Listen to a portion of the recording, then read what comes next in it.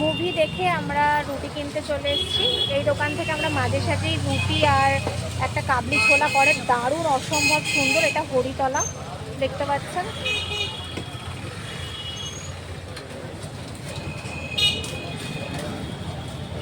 সামনেই ওই যে শ্রীনিকেতন, শ্রীনিকেতন থেকে ডাকবাংলোর দিক যেতে খুব সুন্দর। এই দোকানের রুটির থেকেও মেন হচ্ছে আমি এখান থেকে একটা চানা মশলা করে, মানে চানা মশলা, তো দারুণ বানায়।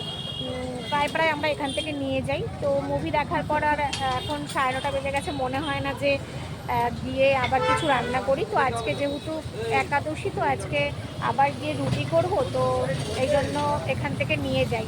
তো আপনারা যারা বারাসাতে থাকেন বা বারাসাতে আসেন, তারা শ্রীনিকেতনের আগে দেখতে পাচ্ছেন শ্রীনিকেতনটা,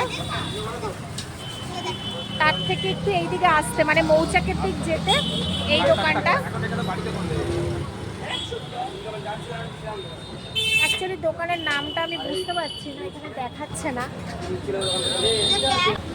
দোকানের নামটা জানি না, তবে সঞ্জয় হোটেল, উনি বললেন যে সঞ্জয় হোটেল। এখানে যে চানা মশলাটা করে অসম্ভব সুন্দর হয়। তো এই চানা মশলাটা আমার এত পছন্দ যে শুধু এর জন্যই আমি চলে আসি। এমনও দিন গেছে বাড়িতে রুটি বানিয়েছি আর এখান থেকে চানা মশলাটা নিয়ে গেছি। মানে চানা মশলা মিন্স ওই কাবলি ছোলা দিয়ে একটা বেশ দারুণ মশলা টাইপের বানায়। ওটা পনির দিয়েও করে, আবার মাটন দিয়েও করে, কিন্তু আমরা নর্মালটাই নিই। আবার এগ দিয়েও করে, এগটাও নিয়েছি, কিন্তু আমার নর্মালটা অস্বাভাবিক সুন্দর লাগে, এত সুন্দর খেতে হয়। আমার ননিও খুব পছন্দ করে, আর বরমশাই খেয়ে এত ভালো লেগেছে, ও মাঝে মাঝে এখান থেকে নিয়ে যায়।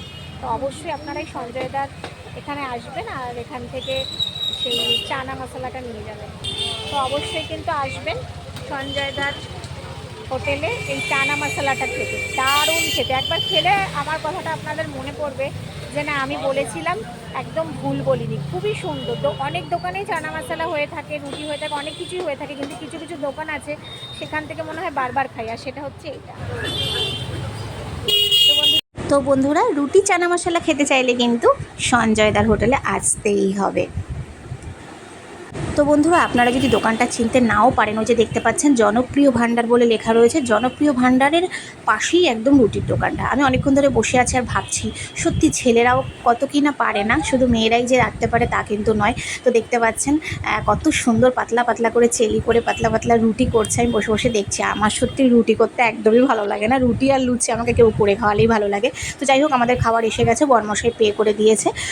এবার আমরা বাড়ির উদ্দেশ্যে রওনা হব আর গিয়ে গরম গরম রুটি আর চানা মশলা খাবো। তো যাই হোক, বাইরে যখন বেরিয়ে এলাম, বরমশাই গাড়িটা আনতে গেল, হঠাৎ চোখে পড়লো একটা ছেলে আর একটা মেয়েরা 10:30টার সময় ফুচকা খাচ্ছে। সত্যি কী করে মানুষ পারে এত রাত্রে ফুচকা খেতে? আমি তো সত্যি বাবা ফ্রিতে দিলেও খাবো না এত রাত্রে। ফুচকা খাওয়ার একটা টাইমিং আছে বলুন, সন্ধ্যের দিকে ভালো লাগে, কিন্তু এই রাত 10:30টার সময় সত্যি পারেও, তাও আবার একটা ছেলে। তো যাই হোক বন্ধুরা, ভিডিওটি ভালো লাগলে অবশ্যই লাইক, কমেন্টস আর শেয়ার করবেন, আর আমার চ্যানেলটিকে কিন্তু সাবস্ক্রাইব করতে একদম ভুলবেন না। খুব ভালো থাকবেন, টাটা।